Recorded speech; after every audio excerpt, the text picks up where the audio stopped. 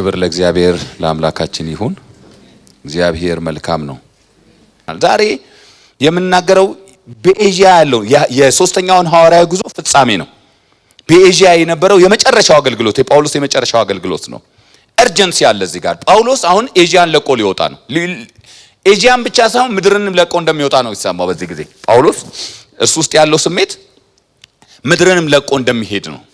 ምድርንም ለቆ ኤዥያን ብቻ አይደለም ምድርንም ለቆ እንደሚሄድ ነው የሚናገር። ስለዚህ ጳውሎስ ሊሰጥ የሚችለው የመጨረሻውን ነገር ነው የሰጣቸው። ሊሰጥ የሚችለው የመጨረሻው ነገር ምንም አላስቀረውባቸውም የሚለው ማለት ነው። ምዕራፍ 20 ነው የምንመለከተው። ምዕራፍ 20 ሐዋርያት ሥራ ምዕራፍ 20 ላይ አንዳንድ ጊዜ እንግዲህ ህይወት መጨረሻ አለው። የእያንዳንዳችን ጉዞ መጨረሻ አለው። አንድ ቦታ ላይ እንቆማለን። ብርቱ አገልጋዮች ብንሆን፣ ደካማ አገልጋዮች ብንሆን፣ ባለጠጎች ብንሆን፣ ድሆች ብንሆን፣ የተማረን ብንሆን፣ ያልተማረን ብንሆን ህይወት መጨረሻ አለው። አንድ ቀን somewhere will stop። ማንም ሰው ከዛ አያድነንም። አንድ ቀን የሆነ ቦታ ላይ እንቆማለን።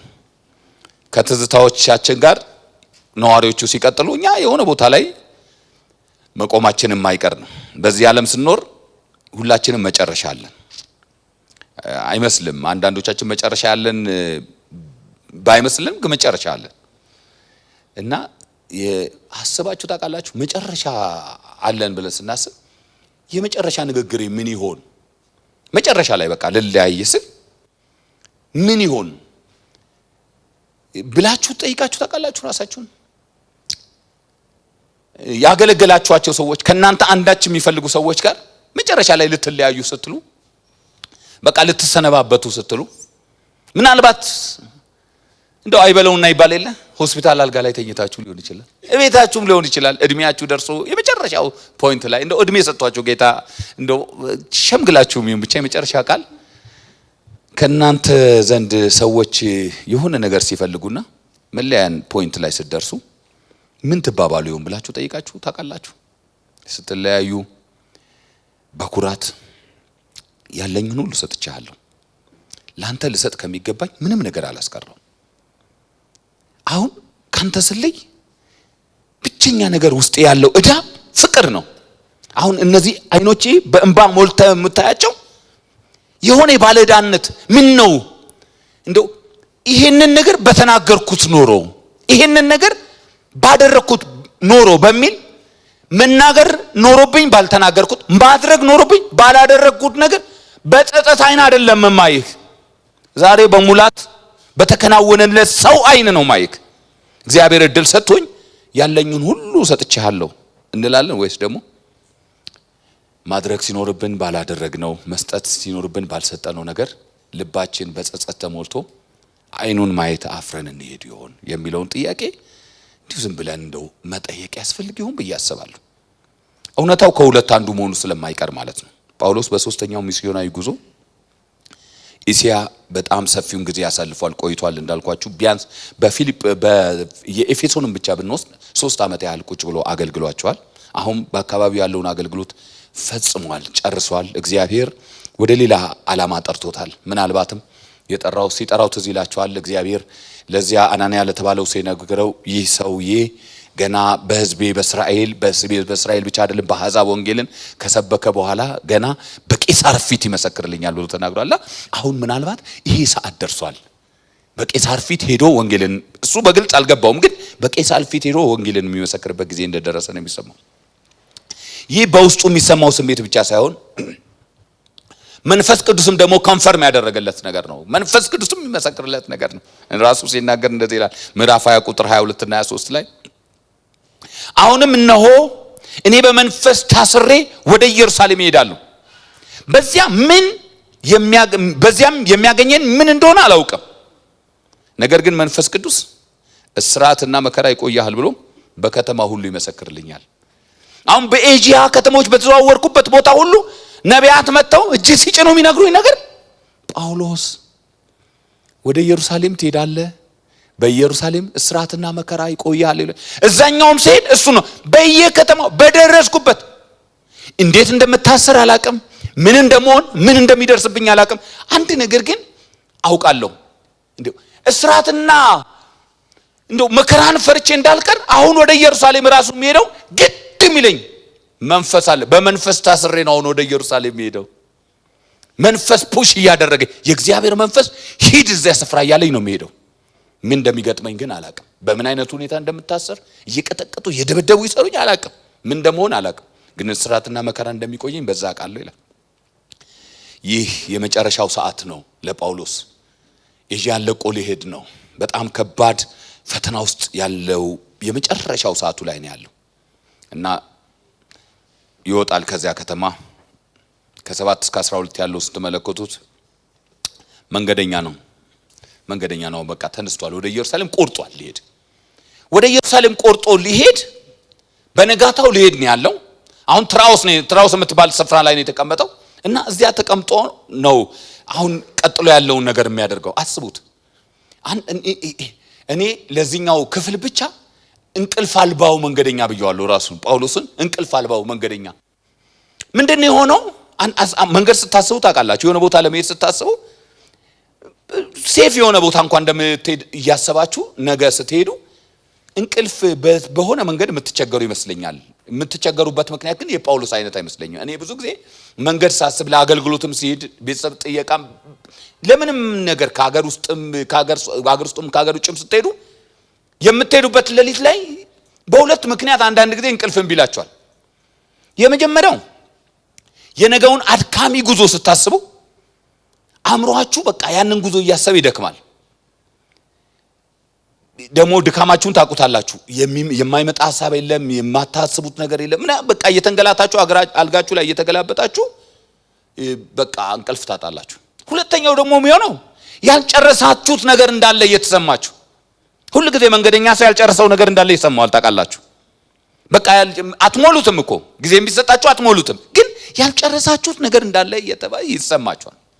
ያውም እንግዲህ እንዲህ አይነት ነገር የምናደርገው አንዳንዶቻችን እኮ በፕሌን ሄደን እንደምንመለስ እያወቅን ማለት በእግዚአብሔር ፈቃድ ማለት ነው እንደምንመለስ እያወቅን፣ ጳውሎስ እንደኛ በተመቻቸው ሁኔታ አይደለም የሚሄደው። ወይ በእግሩ ነው የሚሄደው። በተለይ ይሄኛውን ጉዞ በየብስ ለመሄድ እንዳሰበ አወቀን ይላል። በእግር ነው መሄድ ያሰበው፣ ወይ በእግር ካልሆነ ደግሞ በእንስሳ ጀርባ ተቀምጦ ነው የሚሄደው። ካልሆነ ደግሞ የሚሄደው በጣም አስቸጋሪ በሆነ በባህር ጉዞ ላይ ነው፣ በውሃ ላይ ነው የሚሄደው። ይሄ ምን ያህል ከባድ እንደሆነ አስቡት። እና እንደዚህ ባለው ሁኔታ እየሄደ ያለ ጳውሎስ ሌሊቱን ሙሉ ሳይተኛ አደረ። አይገርማችሁም? ነገን እኮ አድካሚ ጉዞ ነው የሚሄደው እና ሌሊቱን ሙሉ ምን ሲያደርግ እንደኔ እንቅልፍ ብሎት መስሏችሁ ነው? በቃ እንዲህ ዝም ብሎ ወደዚህ ሲገላበጥ ሺህ ሐሳብ አእምሮ ውስጥ ሲመጣበት ሲያወርድ አይደለም። የመጨረሻው ሌሊቱ ነው። እንደው ማረፍ ነው ያለበት ጳውሎስ፣ ማረፍ ነው ያለበት። ለነገው ከባድ አስቸጋሪ ጉዞ መዘጋጀት ማረፍ ነው ያለበት። ጳውሎስ ግን እንደሱ አይደለም ያደርግ። ምን አደረገ? ከሳምንቱ በመጀመሪያ ቀን እንጀራ ለመቁረስ ተሰብስበን ሳለን ጳውሎስ በነገው ሊሄድ ስላሰበ ይላል። ነገ መንገደኛ ስለሆነ ወደ ኢየሩሳሌም ነው ደግሞ የሚሄደው ስላሰበ ከእነርሱ ጋር ይነጋገር ነበር። እስከ መንፈቀ ሌሊትም ነገሩን አስረዘመ። ተሰብስበን በነበርንበት ሰገነት እጅግ መብራት ነበረ። አውጤክስ የሚሉት አንድ ጎበዝ በመስኮት ተቀምጦ ታላቅ እንቅልፍ አንቀላፍቶ ነበረ። ጳውሎስ ነገርን ባስረዘመ ጊዜ፣ ሁለተኛ ጊዜ ነው የሚለው ሉቃስ፣ እንቅልፍ ከብዶበት ከሶስተኛ ደርብ ወደ ታች ወደቀ። ከግራውንድ ፕራስሪ ላይ ተፈጠፈጠ ማለት ነው ሰውየው። አንዳንድ ጊዜ እኛ ስብከት ረዘመ ብለን በጣም እንማራለን። ትራውስ ስላልሆናችሁ እግዚአብሔርን አመስግኑ። በትራውስ ብትሆኑ ኖሮ አንዳንድ ጊዜ 40 ደቂቃ እኮ 50 ደቂቃ ሲሆን ነው ረዘመ የምንለው። በቃ ስብከት ረዘመ የምንለው። ጳውሎስ ይሄኛው ሰባኪ ረጅም ስብከት ነው የሰበከው። ምን አይነት ረጅም ስብከት! የምር ሰው ደክሞት ወድቆ እስኪሞት ድረስ የሚያደርስ። ቢጠብቁት አያቆምም ጳውሎስ። የዚያን ቀን ምሽት አስቡት። ጉባኤው ደግሞ ፎቅ ላይ ነው ያለው። ከሶስተኛው ምናምን ነው የሚለው እና ፎቅ ላይ ነው ያለው። ፎቅ ላይ ብቻ መሆኑ አይደለም፣ እጅግ ደግሞ መብራት ነበር። የለም መብራት ነበር ማለት የሚያናድድ መብራት ነበር ማለት። አንዳንድ ጊዜ ምን መሰላችሁ፣ አሁን እንደኛ አይነት ዘመን አይደለም። እነዚህ በቃ ኤልዲ ላይት ምናምን ሙቀት ብዙ የሌላቸው ምናምን አይደለም። በዛይት የሚንቀለቀል ኩራዝ ቤቱ በዘይት በተሞሉ መብራቶች በመቶች የሚቆጠር ተከቧል ያ ቤት። እና ምናልባትም የዛን ቀን አውቅጤት ከብዶት የመጣ ይመስለኛል፣ ወይ ስራ ከብዶት ደክሞት ነው የመጣው። አንዳንድ ነው ብልጥ ሰዎች አሉ አይደል ቶሎ ብሎ ምናምን። አሁን እኛ ጋር አያቸዋለሁ። አሁን እሁድ እዚያ በር ላይ የሚቀመጡ ሰዎች ለምንድን ነው ስላቸው ንፋስ ይላሉ። የሆነ ነገር ከመጣ ግን መጀመሪያ ናቸው። እንደ አውጤክስ ማለቴ ነው። እና አውጤክስ በቃ እንትኑ ምናምን ሙቀቱ ዘይቱ ምናምን ብሎ መስኮት ላይ ነው የተቀመጠው። የቤቱ ደርብ ላይ መርጦ በቃ ንፋስ አገኛለሁ ምናምን ብሎ ከረዘመ ግን ንፋስ ላይም ብትሆን ሙቀት ውስጥም ብትሆን ይደክማል። እና ሰውየው ሲሰብክ መጀመሪያ ተነቃቅቶ ከሌሎቹ ይልቅ አሜን ምናምን ይልስ ይመስለኛል። እንትን ላይ ነው ያለው። አንተማ ይሉታል ዞር እያሉ ምቹ ቦታ ይዘህ ምናምን። ከዛ እየቆየ ሲመጣ እየቆየ ሁሉም ሰው ነው የሚደክመው፣ እሱ ብቻ አይደለም የሚደክመው። እየቆየ ሲመጣ እየደከመው መጣ። ማንቀላፋት ጀመረ። ጥቂት ታገሰ። መጨረሻ ላይ የሚያሳዝን ነው። ይሄ ሰውዬ ፈዛዛ ሆኖ አይደለም። አንዳንድ ጊዜ ነገር ሲረዝም ሰው እንቅልፉ ከመጣበት ፈዛዛ ሆኖ አይደለም። በቃ የሆነ ውሎው ነው ያስከበደው። ውሎው ከብዶት ነው የሚሆነው። መንፈስም አይደለም። ሂድ በኢየሱስም ልቀቅም የሚባል አይደለም። በፍጹም ሉቃስ አውጤክስን ተጠያቂ ያደረገው 2 ጊዜ ደጋግሞ ብራዘር አውጤክስ እንዲህ ሆኖ እንዳይመስላችሁ እሱ አይደለም ይላል ጳውሎስ ነው ይላል። ነገሩን አስረዘመው። ነገሩን ባስረዘመ ጊዜ ሰውየው ምን ያርግ ማለቱ ነው? ደከመው። ከዛስ አይወድቁ አወዳደቅ ወደቀ።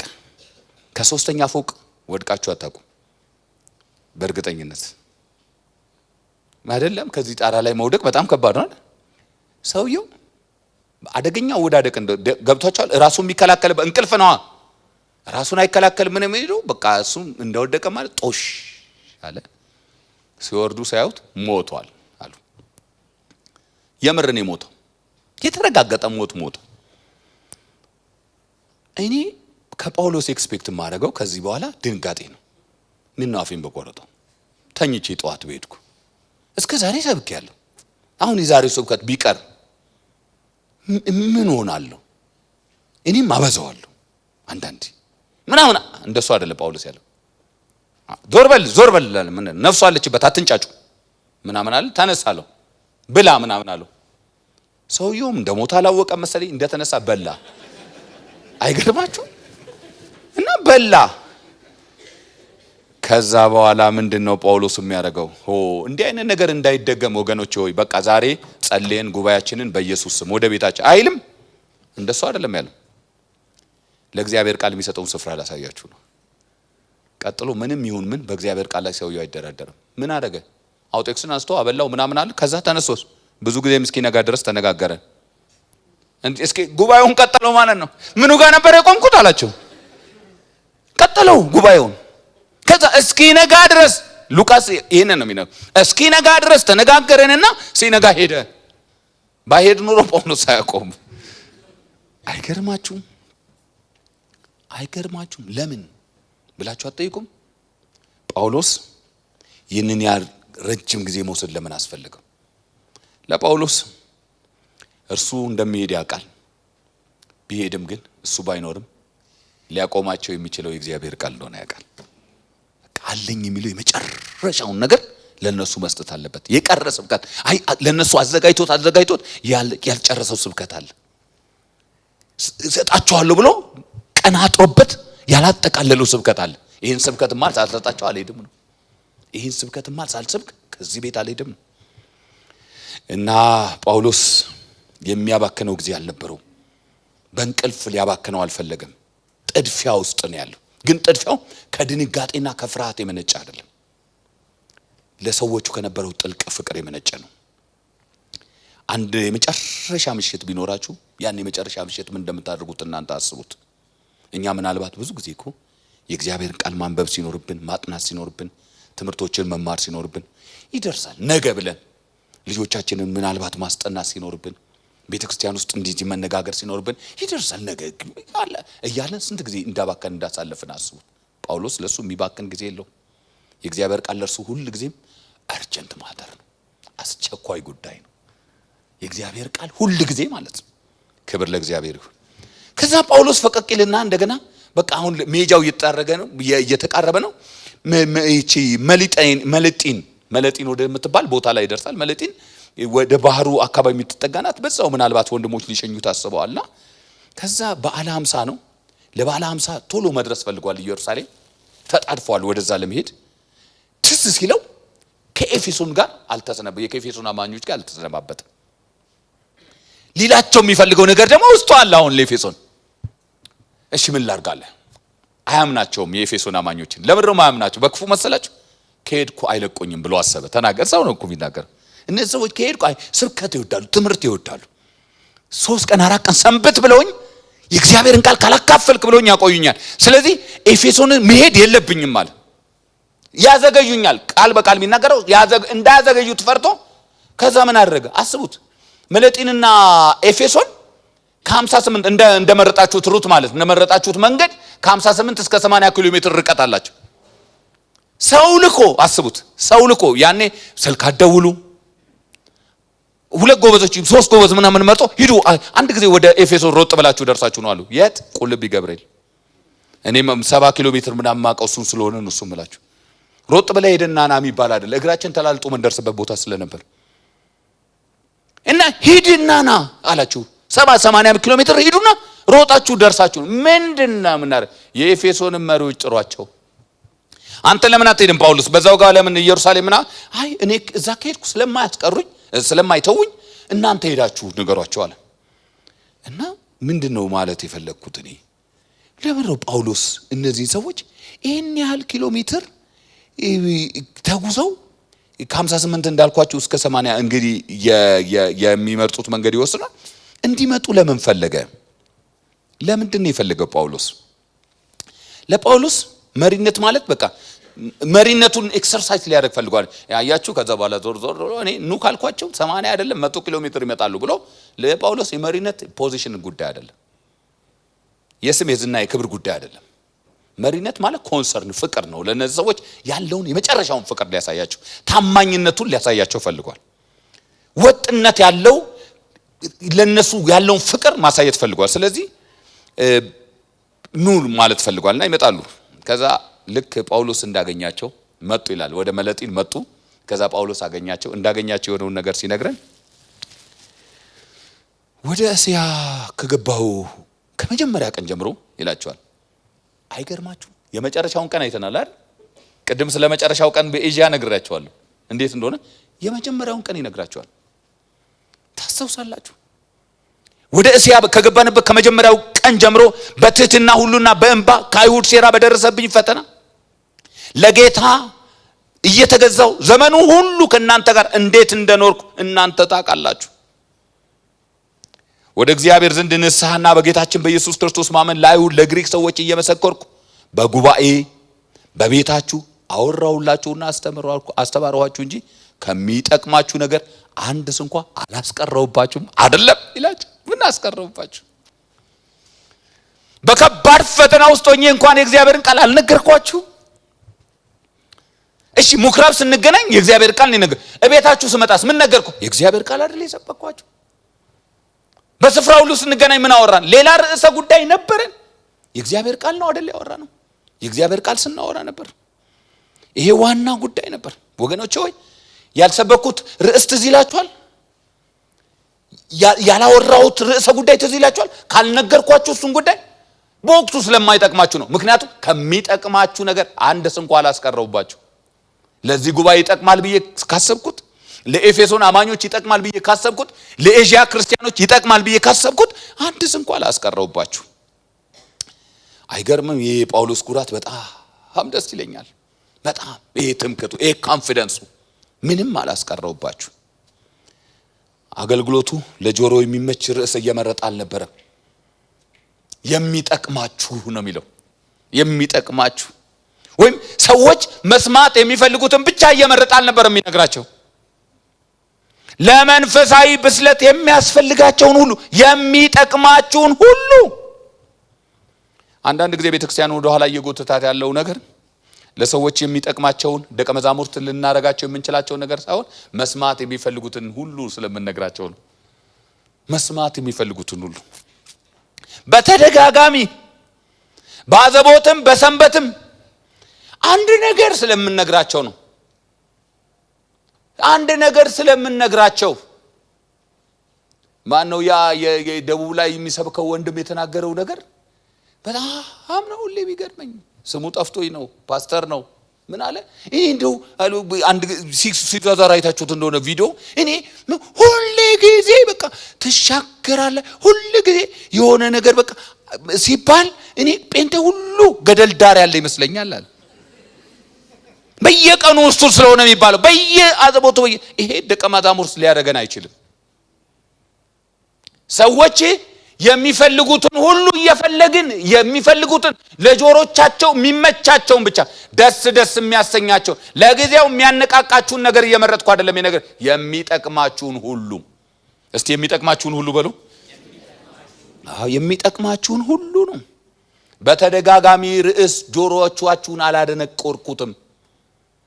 በቃ ሰዎች ሲመጡ ጳውሎስ ዛሬ የሆነ እግዚአብሔር ቃል ይነግረናል ብለው እንጂ ያው ያንን ቃል የተለመደው ነው ብለው አይደለም የሚመጡት። የሚጠቅማችሁን ሁሉ ነው የነገርኳችሁ ወገኖቼ። አንዳንድ ጊዜ በጣም ከልቤ ነው ምናችሁ ልቤ የሚያዝንበት አሁን በሶሻል ሚዲያ ላይ ያሉ ከክህደት ጀምሮ እስከ ተሳሳተ ልምምዶች ድረስ የሚያደርጉ ሰዎች ከኛ መካከል የወጡ መሆናቸው ልቤን ይሰብረዋል።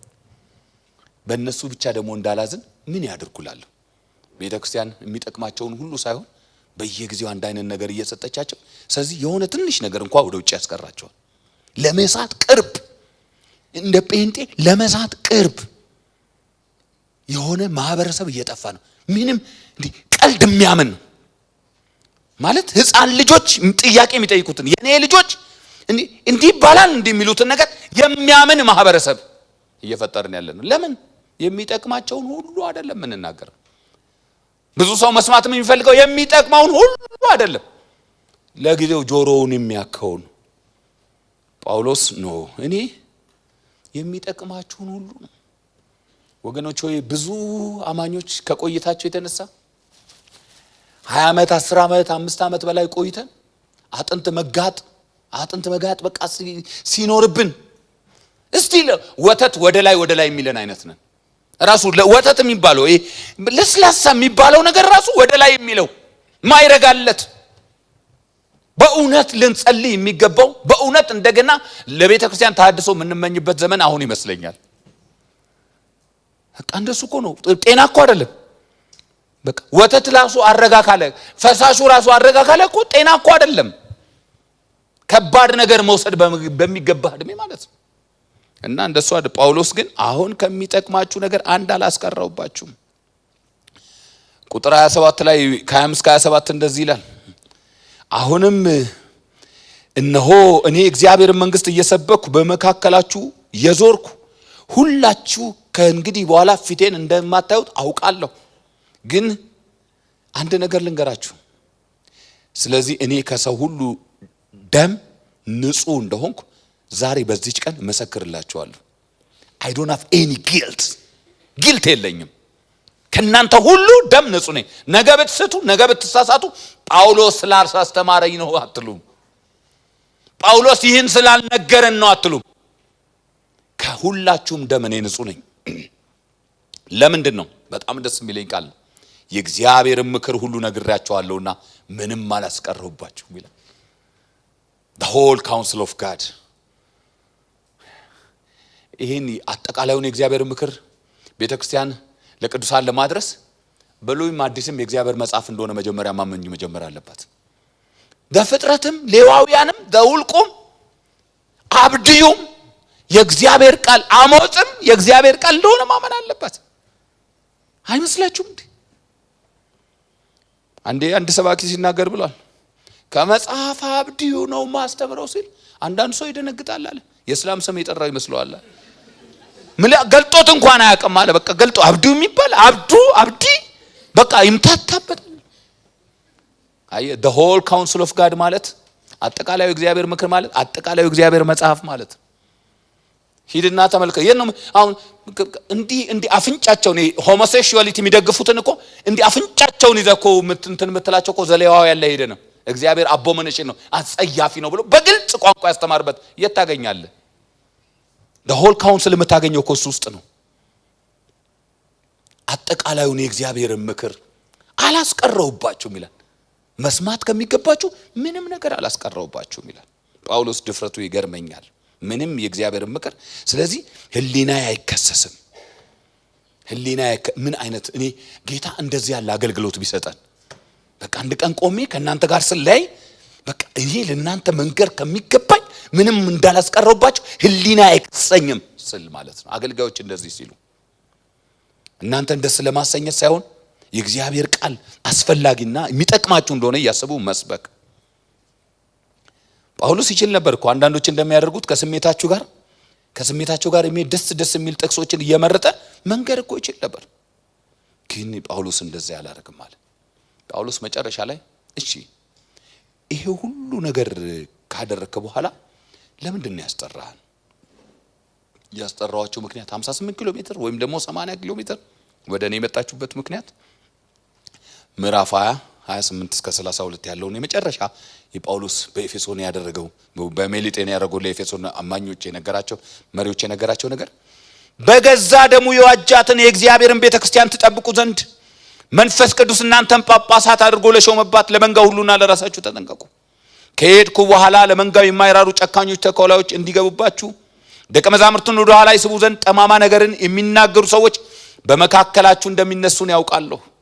ስለዚህ ይላል 3 ዓመት ሌሊትና ቀን በእንባ እያንዳንዳችሁን ከመገሰጽ እንዳላቋረጥ እያሰባችሁ ትጉ።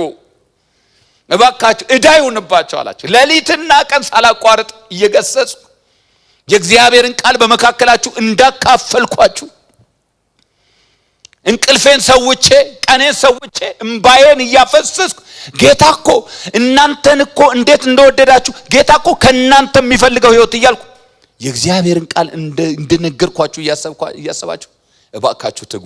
በቃ ሌላ ነገር ቢያቀታችሁ ጳውሎስ እኮ ለኛ ሌሊትና ቀን በእንባ ጭምር ያስተማረን ትምህርት እያላችሁ ትጉ። ይሄን ይላችኋል።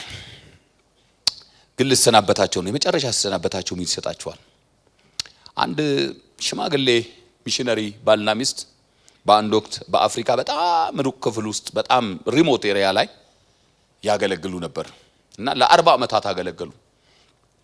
ለ40 ዓመታት ካገለገሉ በኋላ ሸመገሉ። ሰውነታቸው ደከመና ወደ መጡበት አገር የመመለሳቸው ጊዜ ደረሰ።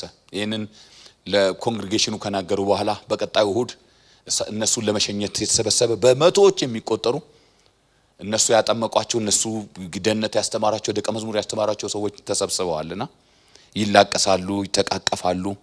የመጨረሻ ንግግሮት ምንድነው ተብለው ባልየው ተጠየቁ።